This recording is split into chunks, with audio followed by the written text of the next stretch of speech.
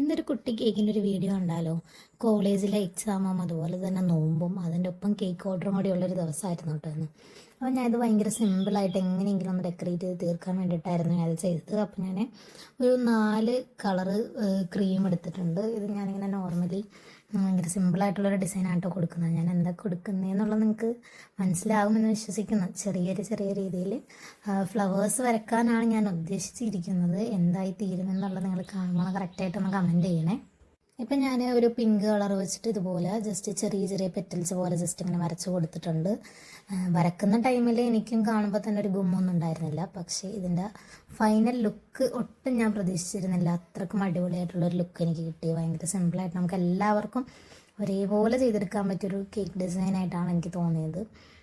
എക്സാമിന് പോകുന്നതിന് മുന്നേ കേക്ക് ഫുള്ള് ക്രീമൊക്കെ ചെയ്ത് സെറ്റ് ചെയ്തു ഞാൻ ഫ്രിഡ്ജിൽ വെച്ചിട്ടാണ് പോയത്. അപ്പോൾ എക്സാം കഴിഞ്ഞ് വന്നപ്പോൾ മുതൽ ഞാനിരുന്നിട്ട് കേക്ക് ഇതുപോലെ ഡെക്കറേറ്റ് ചെയ്യണം. അത് കഴിഞ്ഞിട്ട് വേണമായിരുന്നു നമുക്ക് ഇഫ്താറിൻ്റെ ഓരോ പരിപാടിയിലേക്ക് തുടങ്ങാനായിട്ട്.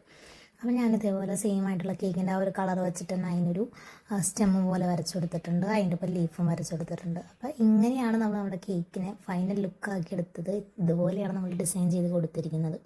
ഇനി അതിലേക്ക് നമ്മളൊരു ഹാപ്പി ബർത്ത്ഡേയുടെ ഒരു ടോപ്പറും അത് അതിൻ്റെ ഒരു സെൻറ്ററിലേക്കായിട്ട് നല്ല രീതിയിലൊന്ന് വെച്ച് കൊടുത്തിട്ടുണ്ട്. അങ്ങനെ നമ്മൾ നമ്മുടെ കേക്കിൻ്റെ ഒരു ലുക്ക് അങ്ങോട്ട് കംപ്ലീറ്റ് ആക്കി എടുത്തിട്ടുണ്ട്. അപ്പോൾ ഇതാണ് നമ്മുടെ കേക്കിൻ്റെ ഫൈനൽ ലുക്ക്. ഇഷ്ടപ്പെട്ട എല്ലാവരും സബ്സ്ക്രൈബ് ചെയ്യുക, ലൈക്ക് ചെയ്യുക. താങ്ക്